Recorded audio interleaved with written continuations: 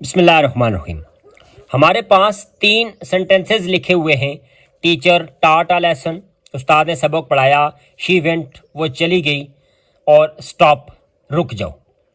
ये तीनों के तीनों सेंटेंसेस हैं। सेंटेंसेस क्यों हैं? क्योंकि सेंटेंस की तारीफ ये है कि एक ऐसा ग्रुप ऑफ वर्ड्स कि जो सुनने वाले को पूरा पूरा माना दे, जिससे सुनने वाले को पूरा पूरा मतलब समझ आए, यानी जो कंप्लीट थॉट दे, उसको सेंटेंस कहते हैं। और ये तीनों के तीनों कंप्लीट थॉट दे रहे हैं। आप देखें कि पहले जुमले में हमारे पास टीचर ये सब्जेक्ट है, काम करने वाला है, इसको हम अंग्रेज़ी ज़ुबान में सब्जेक्ट कहते हैं।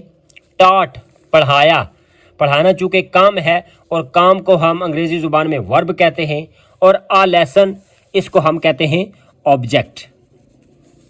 दूसरे जुमले में देखें, शी यानी वो औरत काम करने वाली है, इसको हम कहते हैं ये सब्जेक्ट है। वेंट, चली गई, अब जाना चूँकि एक काम है और काम को हम कहते हैं वर्ब।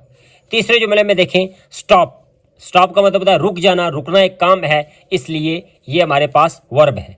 आप तीनों जुमलों में मुलाहिजा करें कि पहले जुमले में सब्जेक्ट, वर्ब और ऑब्जेक्ट यानी तीनों पार्ट्स मौजूद हैं। दूसरे जुमले में सब्जेक्ट और वर्ब है जबकि ऑब्जेक्ट नहीं है, लेकिन उसके बावजूद भी थॉट कंप्लीट हो रही है। और तीसरे जुमले में हमारे पास सिर्फ एक ही वर्ड है कि जो पूरे पूरे सेंटेंस के तौर पर काम कर रहा है, और वो भी वर्ड वर्ब है। तो इससे वर्ब की अहमियत वाज़े होती है कि अंग्रेज़ी ज़ुबान में कोई भी जो सेंटेंस है वो वर्ब के बगैर मुकम्मल नहीं हो सकता, वर्ब के बगैर सेंटेंस बन ही नहीं सकता। और हमारा आज का मौजू भी यही वर्ब है। वर्ब क्या होता है? वर्ब एक्शन वर्ड्स को कहते हैं, और एक्शन वर्ड्स का दूसरा नाम डूइंग वर्ड्स भी है। यानी कोई भी जो काम को जाहिर करने वाले वर्ड्स हैं उनको हम वर्ब्स कहेंगे। मसलन आस्क, कोई सवाल पूछना, ये चूंकि एक काम है इसलिए ये वर्ब है। बेक यानी कोई चीज़ पकाना काम है, ये भी वर्ब है। Bite, clean, clap, catch, cook, cry, cut, build, brush, bounce, climb, close, colour, ये सारे के सारे चूंकि ऐसे वर्ड्स हैं जो किसी न किसी काम को जाहिर कर रहे हैं, इसलिए इनको हम वर्ब कहते हैं। वर्ब की कई तरह से अकसाम की जाती हैं, types of verb with respect to use, लेकिन इस्तेमाल के लिहाज से वर्ब की 4 किस्में हैं। यानी वर्ब किन किन मकासद को पूरा करने के लिए इस्तेमाल हो रहा है, उस बिना पर हम वर्ब को 4 इकसाम में तकसीम करते हैं। मेन वर्ब के तौर पर, हेल्पिंग या एक्सॉलरी वर्ब के तौर पर, लिंकिंग वर्ब के तौर पर, या मॉडल वर्ब के तौर पर।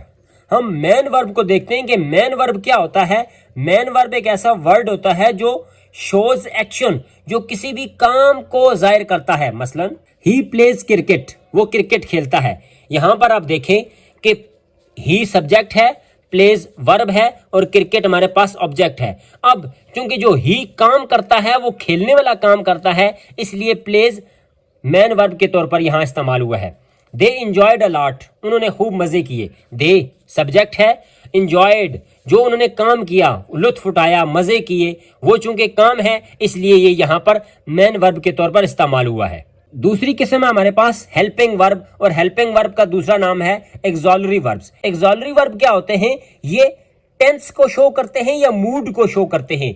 टेंस से क्या मुराद है कि ये टाइम के बारे में बताते हैं कि कोई भी बात पास्ट टेंस में हो रही है, प्रेजेंट टेंस में हो रही है या फ्यूचर टेंस में हो रही है। मसलन हम कह सकते हैं कि ही इज प्लेइंग क्रिकेट, वो क्रिकेट खेल रहा है। अब देखें मेन वर्ब है हमारे पास प्लेइंग यानी खेलना, लेकिन अगर हमें टेंस के बारे में बताना होगा तो फिर वो बताएगा हमें हेल्पिंग वर्ब, जो यहां पर इज इस्तेमाल हुआ है।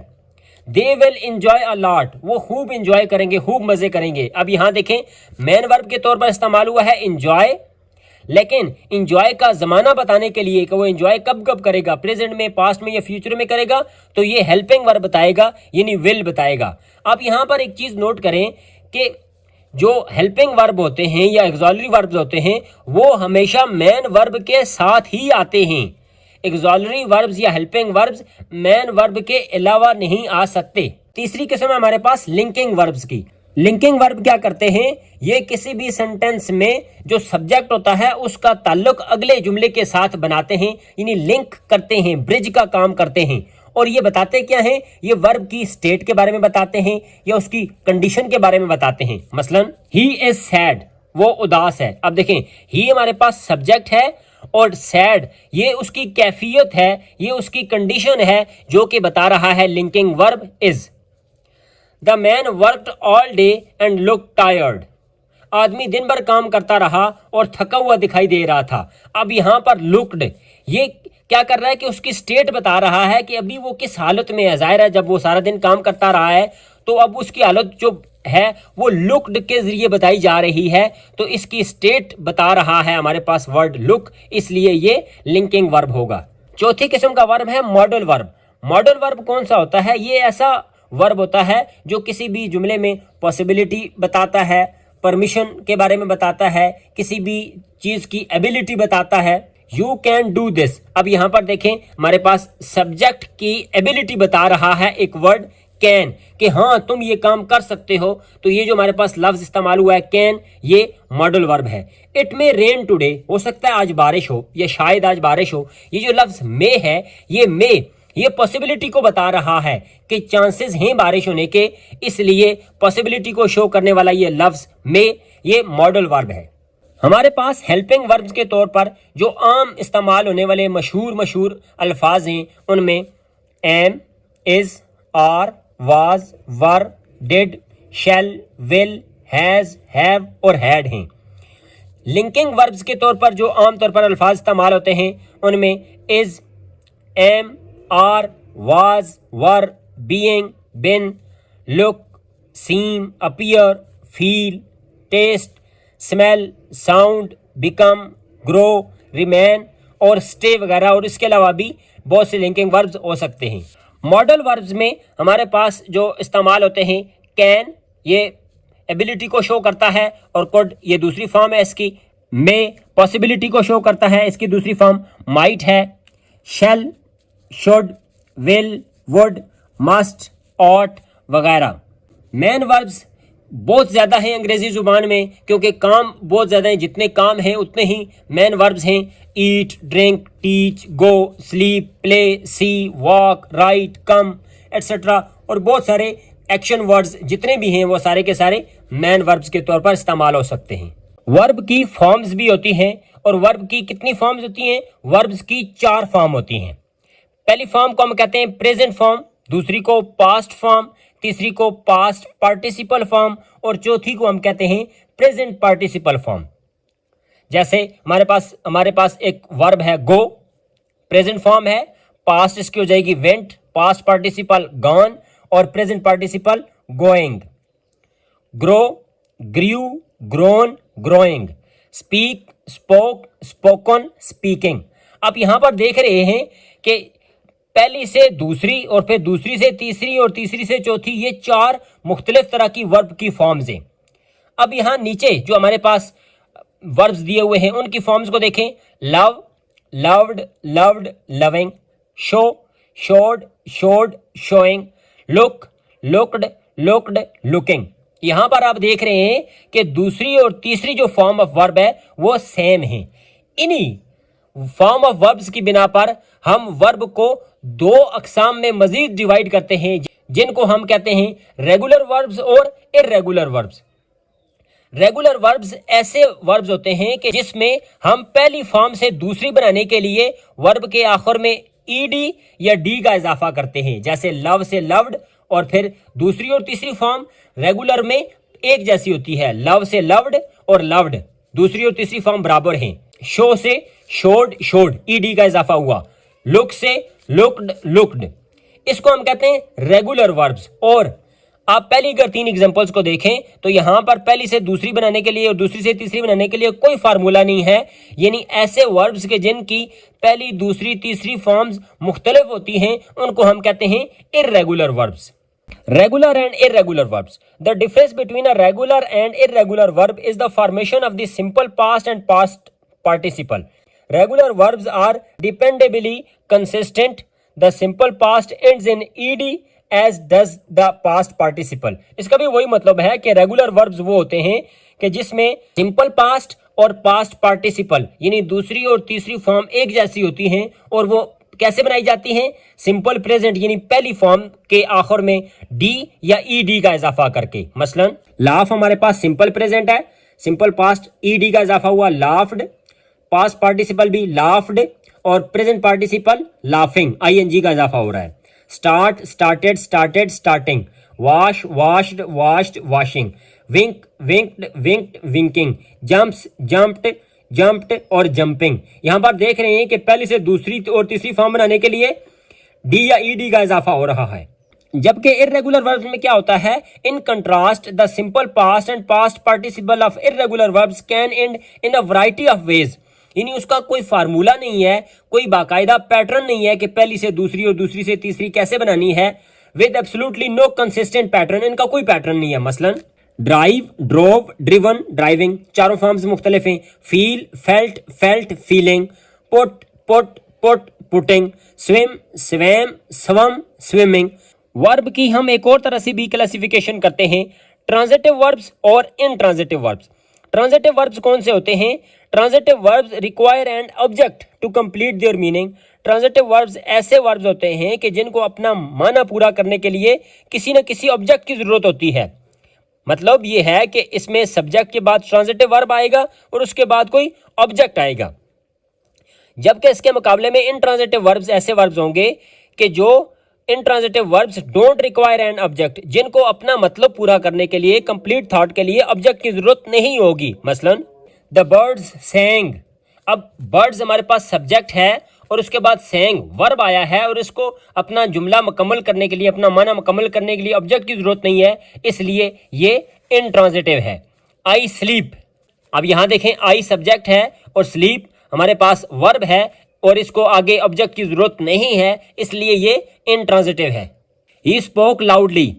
स्पीक की दूसरी फॉर्म है स्पोक, वर्ब है और इसको आगे अपना जुमला, अपना माना पूरा मुकम्मल करने के लिए किसी ऑब्जेक्ट की जरूरत नहीं है, इसलिए ये इनट्रांजिटिव है। जबकि बॉयल द वाटर, बॉयल हमारे पास सब्जेक्ट है, इसको मफहूम पूरा करने के लिए एक ऑब्जेक्ट की जरूरत है जो दी वाटर है, इसलिए ये ट्रांजिटिव है। You surprised me, you subject है, सरप्राइज्ड हमारे पास वर्ब है और मी ऑब्जेक्ट है। सरप्राइज्ड को अपना माना पूरा करने के लिए ऑब्जेक्ट की जरूरत पड़ी, इसलिए ये ट्रांजिटिव वर्ब है।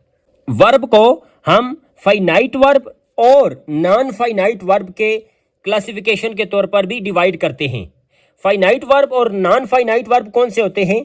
नॉन फाइनाइट वर्ब का दूसरा नाम इनफिनिट वर्ब है। फाइनाइट वर्ब ऐसे वर्ब होते हैं कि जो it changes its form according to tense, person और नंबर। ऐसे वर्ब्स के जो टेंस, पर्सन या नंबर के हिसाब से अपनी जो फॉर्म है वो चेंज करे। जबकि नॉन फाइनाइट वर्ब कौन सा होगा कि ऐसा वर्ब के जो सब्जेक्ट या टेंस वगैरह के हिसाब से अपनी फॉर्म चेंज न करे, उसको हम नॉन फाइनाइट वर्ब कहेंगे। एक और फर्क क्या है?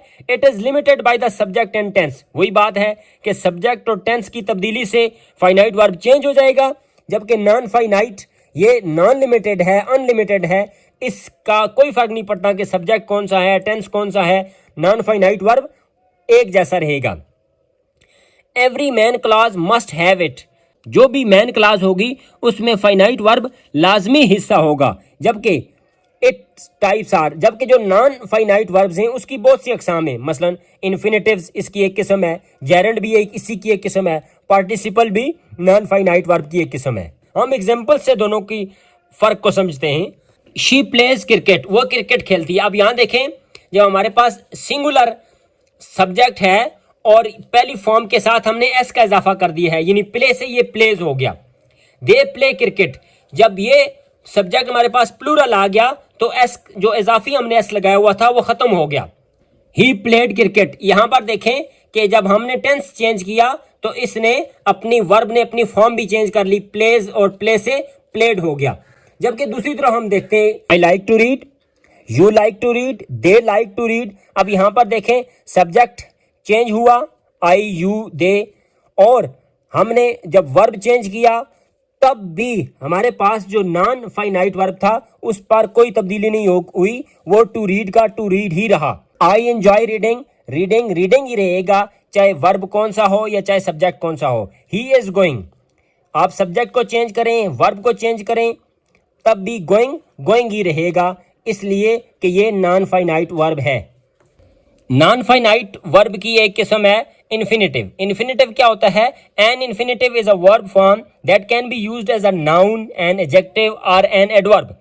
इन्फिनेटिव से मुराद वर्ब की वो वाली फॉर्म है कि जो कभी नाउन के तौर पर इस्तेमाल होती है, कभी एडजेक्टिव के तौर पर और कभी एडवर्ब के तौर पर। Most infinitives begin with two. Infinitive की निशानी क्या है कि इन्फिनेटिव फॉर्म से पहले टू का इस्तेमाल किया जाता है। मसलन infinitive used as a noun, to heal was the athlete's first priority. To heal infinitive है। Infinitive used as an adjective, the player to watch this season is Afridi. Infinitive used as an adverb, this speech will be easy to memorise. The infinitive phrase, बाकी phrases की तरह infinitive phrase भी है।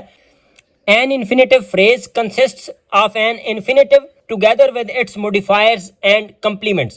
The entire phrase may be used as a noun, an adjective or as an adverb. Noun के तौर पर एक example देखते हैं, to heal in shape। अब देखें to heal infinitive है और in shape इसका modifier है। adjective के तौर पर to do first, to do हमारे पास infinitive है और first इसका modifier है। I came to SWAT to see the art exhibit। To see हमारे पास इन्फिनेटिव है और the art exhibit ये इसका मॉडिफायर है।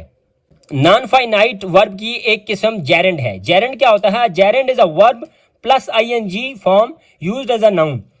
वर्ब की फॉर्म के साथ अगर हम आईएनजी का इजाफा करें और वो जुमले में बतौर नाउन इस्तेमाल हो तो उसको जेरेंड कहा जाता है। मसलन swimming is a good habit या स्विमिंग इज गुड एक्सरसाइज। अब देखें स्विमिंग हमारे पास स्विम से आईएनजी का इजाफा करके हमने जेरेंड बनाया और ये बतौर नाउन इस्तेमाल हो रहा है, इसलिए ये जेरेंड है। जेरेंड सब्जेक्ट के तौर पर इस्तेमाल हो सकता है, डायरेक्ट ऑब्जेक्ट के तौर पर इस्तेमाल हो सकता है, प्रेडिकेट नॉमिनेटिव के तौर पर भी और ऑब्जेक्ट ऑफ द प्रपोजिशन भी इस्तेमाल हो सकता है। द गर्ल्स इंजॉय स्विमिंग, देखें डायरेक्ट ऑब्जेक्ट के तौर पर इस्तेमाल हुआ है। The best exercise is swimming, predicate है ये। She was scolded for swimming, यहाँ पर ये ऑब्जेक्ट ऑफ ए प्रपोजिशन है जो कि प्रपोजिशन है फॉर। बाकी फ्रेजेस की तरह जेरेंड फ्रेज भी होता है, यानी जेरेंड के साथ अगर उसका मॉडिफायर लगा देंगे तो जेरेंड फ्रेज बन जाएगा। A gerund phrase consist of a gerund and related words. जैसे हमने पढ़ा था कि स्विमिंग हमारे पास जेरेंड है, तो अगर हम कहें स्विमिंग इन द लेक तो ये जेरेंड फ्रेज हो जाएगा। ब्लोइंग जेरेंड है, blowing bubbles on a windy day, ये हमारे पास जेरेंड फ्रेज हो जाएगा।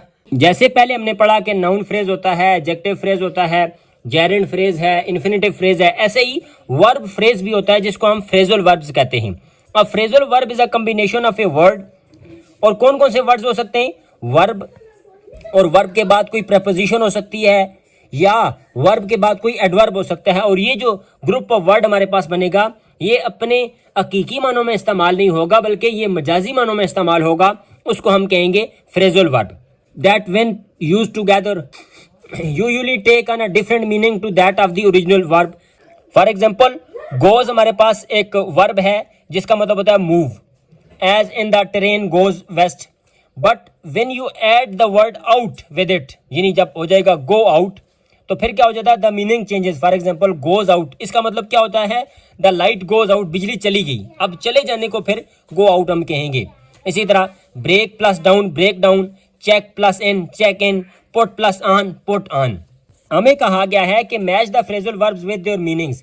जैसे पहले बात हुई कि जो फ्रेजल वर्ब्स हैं ये अपने ओरिजिनल मानों के बजाय गैर हकीकी मानों में इस्तेमाल होंगे, डिफरेंट मानों में इस्तेमाल होंगे। इसलिए हम देखते हैं कि हमारे पास जो फ्रेजल वर्ब्स हैं ये किन मानों में इस्तेमाल हो रहे हैं। बर्न आउट, बर्न आउट किन मानों में इस्तेमाल होता है? बर्न आउट का मतलब होता है बहुत ज़्यादा थका हुआ होना, तो इससे मुराद हो जाएगी बी एक्सट्रीमली टायर्ड।